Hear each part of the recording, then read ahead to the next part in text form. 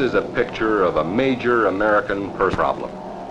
An ugly sore that doctors call a peptic ulcer, eating away at the wall of a man's stomach. Every year, ulcers bring pain and unhappiness and expense to thousands upon thousands of working men and women. Yet often, such suffering needn't be, as in this case of one man's fight for health, his fight against an ulcer at work.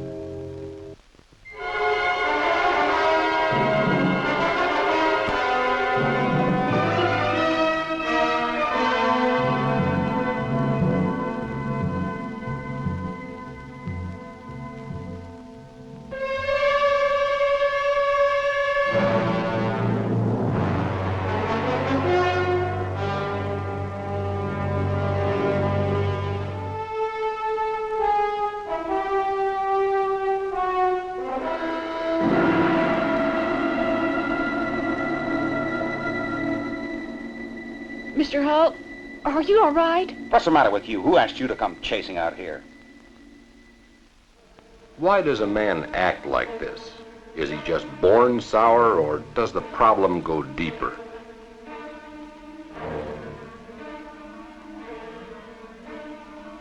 Where Steve Hull's concerned, those aren't the easiest questions in the world to answer, because Steve's got more than one side.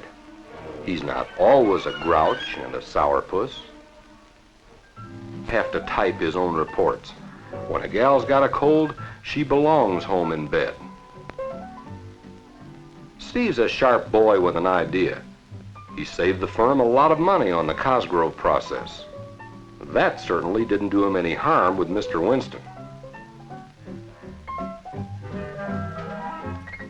When the first tally showed a loss, he went over the figures himself at night till he found the error.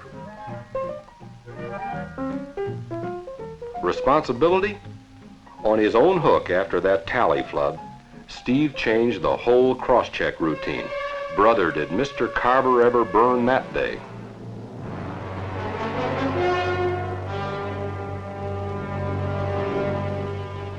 You see, Steve's the ambitious type. He works at it, at the office, and at home, too.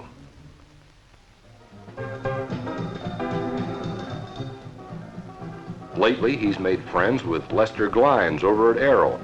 A contact like that may get him a higher-paying job.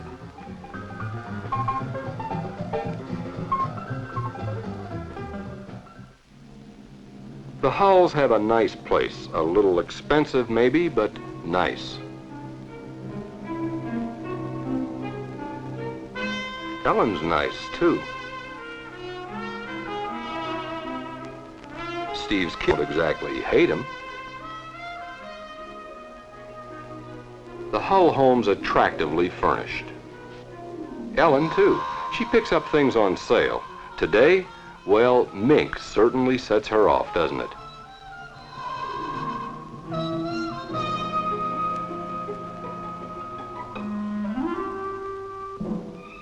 Paying for it may take a little doing, of course.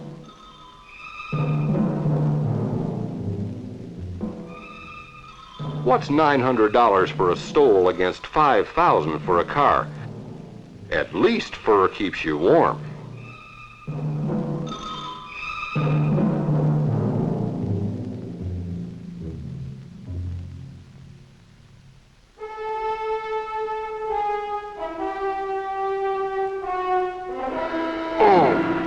Oh, those rowels, they tie knots in a man's gut.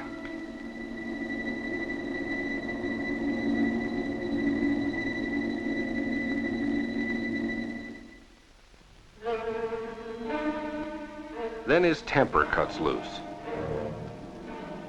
He yells at everybody, even Ruth. The men he works with don't like it. It makes for more hard feelings, more mistakes all around.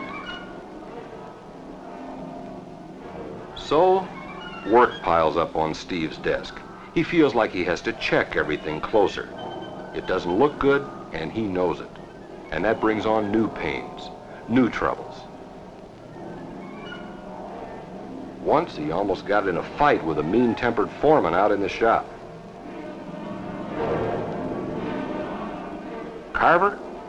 Steve can't yell at him, but he can play it cool, spoil Carver's fun, and that gets Carver. Like that time at the weekly staff meeting. Miss Coleman, are you sure this is all the information? I don't see anything about those new tax allocations. I'm sorry, sir. These are all the reports we have. Well, what about it? Didn't any of you think of this? Mr. Winston. What? I have a report here, Mr. Winston, that I worked up on the state levies, and I think we can project our figures from this. Who told you to work up a report? Nobody, Mr. Carver. Just something to do in the evenings. It's a good thing somebody around here has an idea once in a while. Mr. Winston.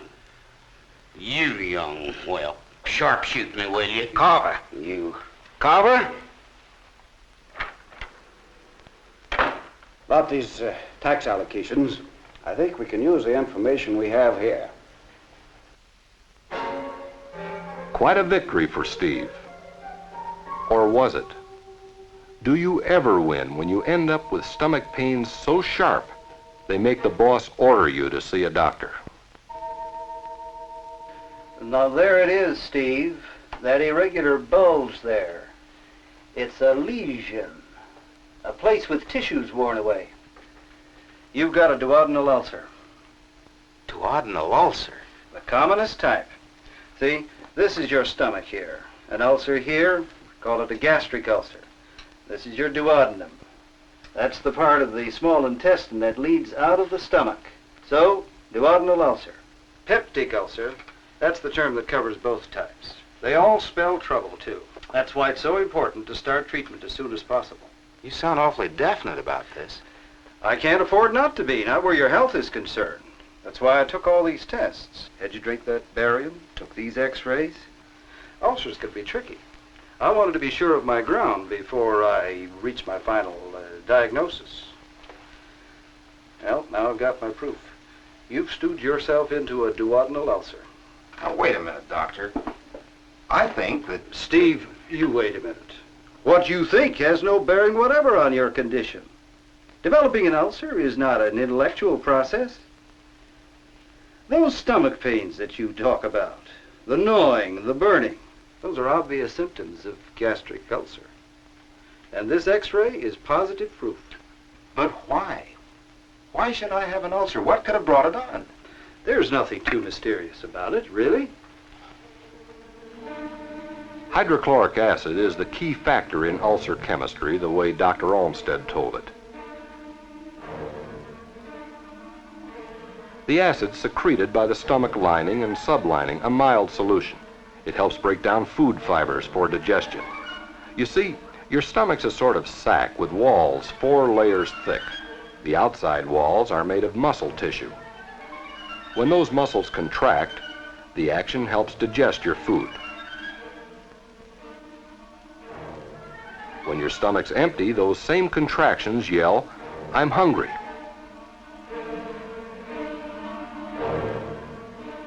The message goes to your brain, and automatically an answer comes down the vagus nerve, tells your stomach to get ready for dinner. Gastric juice flows from the stomach lining, a juice that's compounded of dilute hydrochloric acid, pepsin, and renin.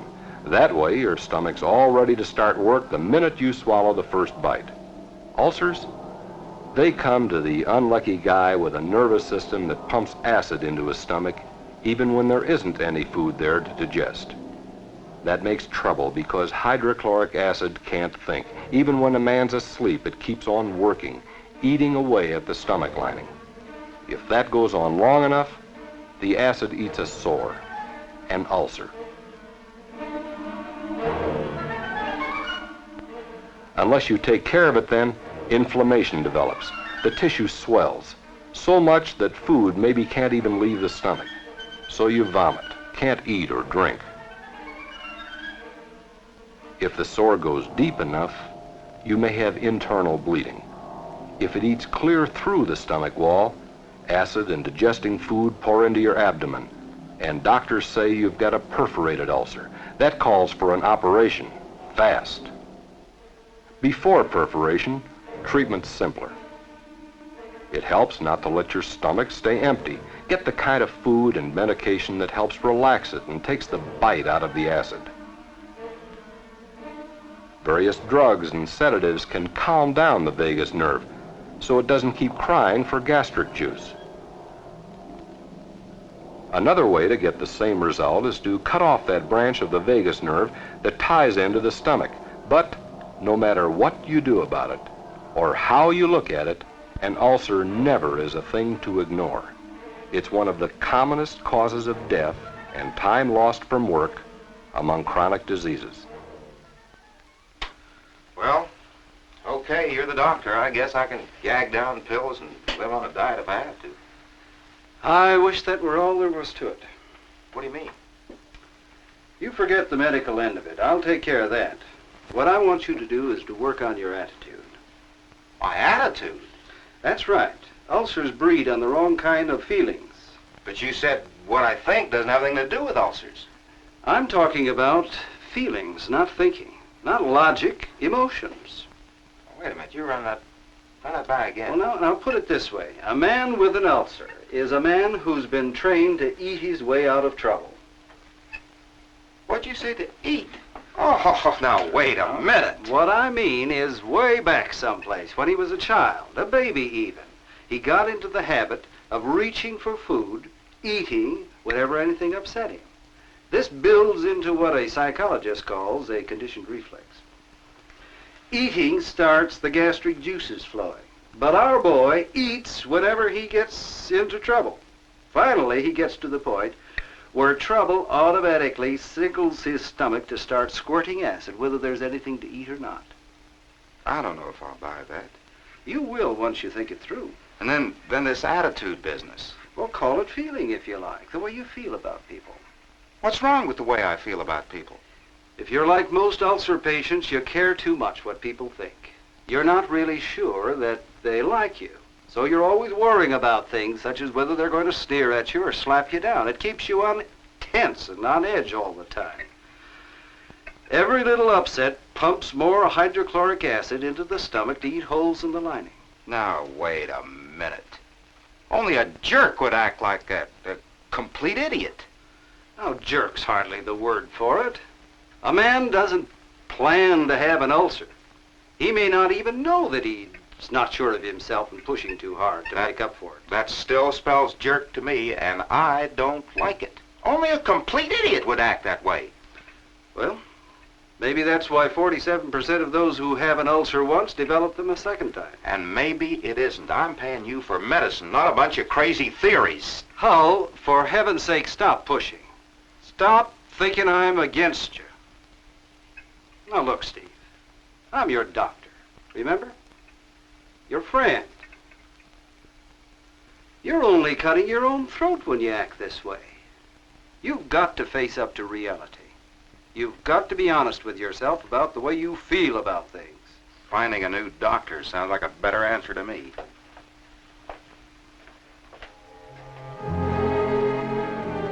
You can walk out on your doctor, but you can't walk out on yourself. And whiskey's no answer.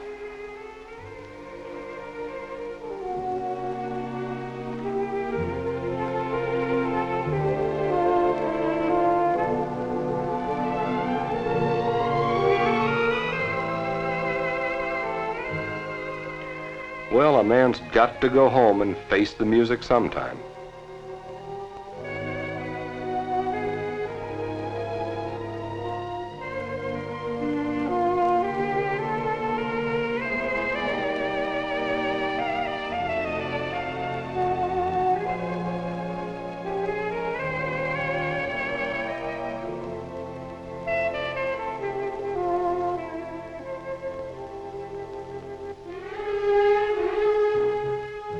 Ellen seems to have some questions, Steve.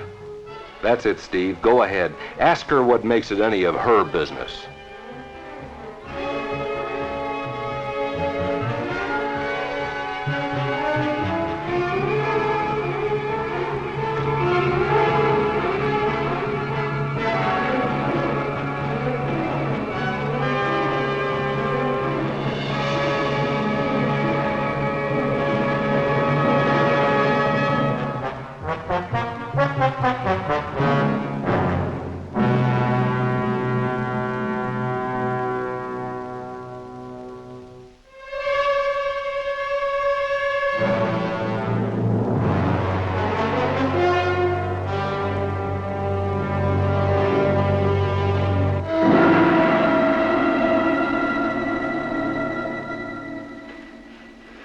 I wish I had the right words for you two, but I guess you're the kind that has to make up your own. You know, Steve, ambition can be misdirected. It's no good if it kills you. If you want to live, you've got to find out what's pushing you. Do something about it. Ellen, remember one thing. Most cases I see, it takes two to breed an ulcer. And widows are a drug on the market.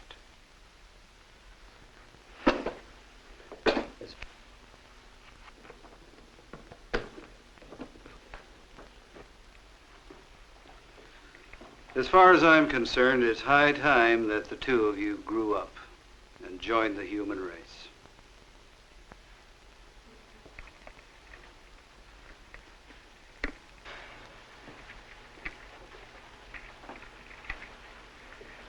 What do you think you're doing? I'm going to take this fur back. Do you mind? I certainly do.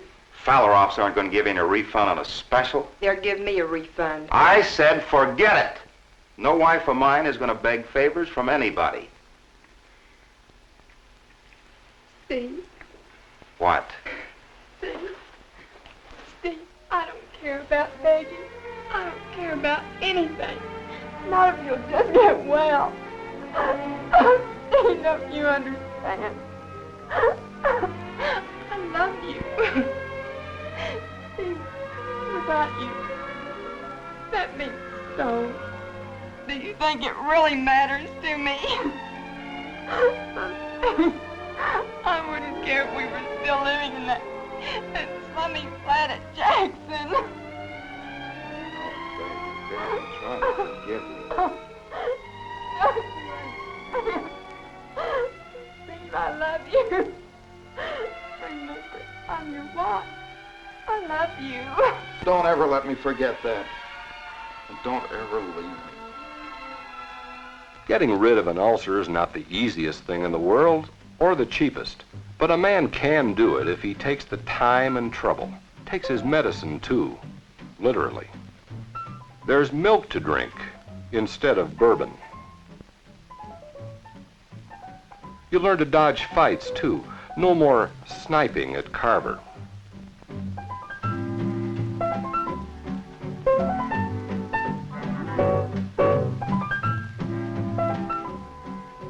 No more night work, either. No more taking the office home. There were long talks with Dr. Olmsted.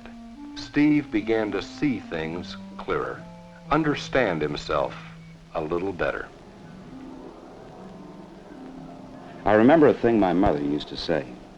It's cruel to let a baby cry, she'd say. Just give him the breast right off. He'll quiet then. Mom was that way. Let me come home crying over something and she'd give me candy every time. Now that from a different angle. Dinner was always he picked to bawl me out. Mom? Oh, sure, she could be mean. I remember sometimes I'd wonder if she really did love me. Like that time she gave me the chocolate bar and then slammed the door on me because some of the chocolate got smeared on the couch. That door slamming routine, you know, I hadn't thought about it, but it's always upset me. Miss Poynitz was another one. I'd worked hard on those problems, but somehow I got fouled up, and she swore I hadn't studied. That fathead coach of ours shutting me out of the locker room just because I missed that curve. Poor as we were at home, I didn't even know you were supposed to give a girl a Consortium to a college dance. Square deal? He wanted you to deliver the impossible. Shooting. Oh, kids don't really mean anything by it, but they sure know how to if I forget to bring home presents from a business trip.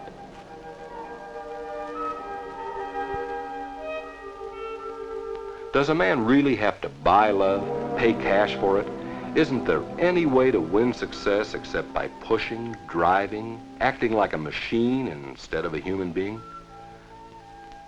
Those were the questions Steve had to ask himself, because little by little, he began to see that he'd lived according to his own private ground rules, that he'd taken a lot of things for granted that maybe just weren't true.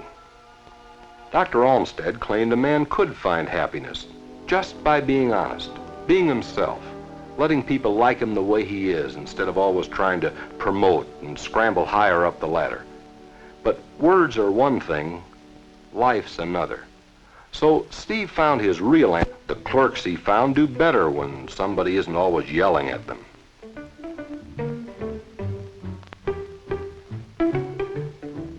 Ruth's typing's improved now that the pressure's off. And the other day, Steve found she'd turned down a transfer.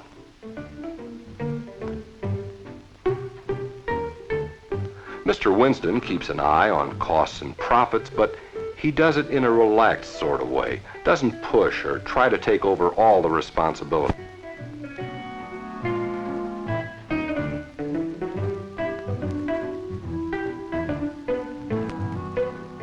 That's right, you're asking for an ulcer when you let work lap over onto your lunch hour.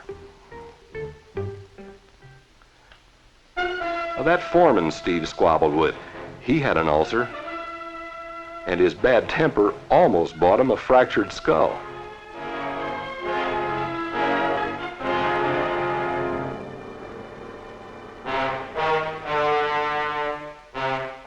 Spoiled work goes up when there's hate in the shop. Absent time, too. Some men quit. Others just develop ulcers of their own. Production, down, down, down. Finally, Steve began to realize that the aggressive ulcer case isn't just hurting himself. He's also bringing trouble and pressure to dozens of other people. Like Carver, it turned out he had an ulcer, had had for years, but was too proud to admit it. Too late to admit it now. It hit Steve hard. He was even glad when Mr. Winston named Mr. Yoakum to fill Carver. He could see now that he needed more experience himself before he took on that much responsibility. He held off on the job at Arrow, too, not because he was scared, but because he wanted to be sure he made the right choice, the mature choice. Things eased up at home. Now that he takes time for the kids, presents don't seem to matter quite so much. Ellen? Why, Ellen's decided life can be worth living even without a mink stole. But the real payoff, the final test, came late the other afternoon down at the office. Night, Mr. Hull. See you tomorrow. Good night.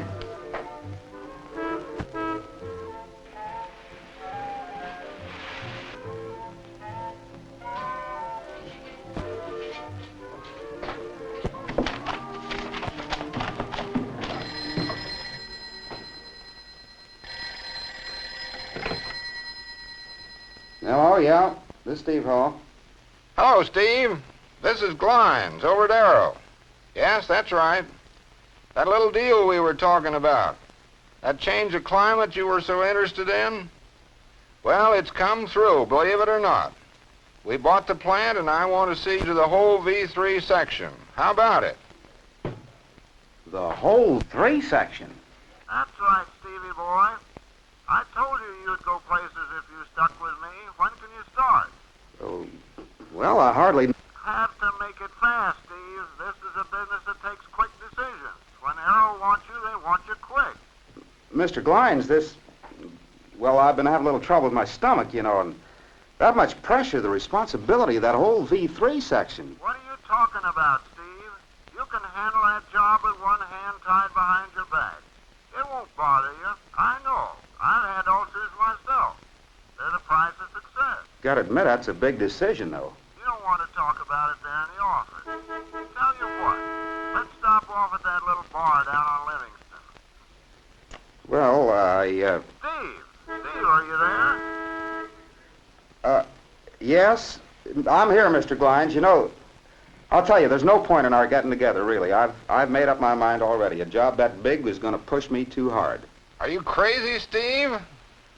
This is a chance to get into the upper echelon at Arrow. Arrow! Yeah, a chance to break my neck, you mean? I need more background before I tackle a job like that.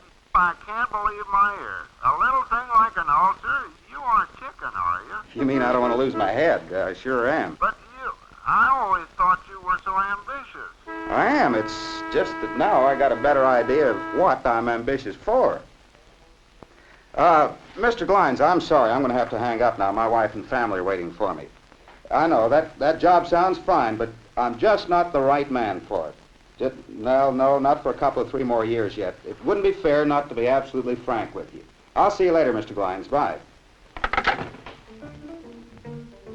Well, that's the end of our story. A happy ending, too, because Steve Hull finally did face up to both sides of his problem, the physical and the emotional alike. You see, that's what it takes to win the fight against an ulcer at work.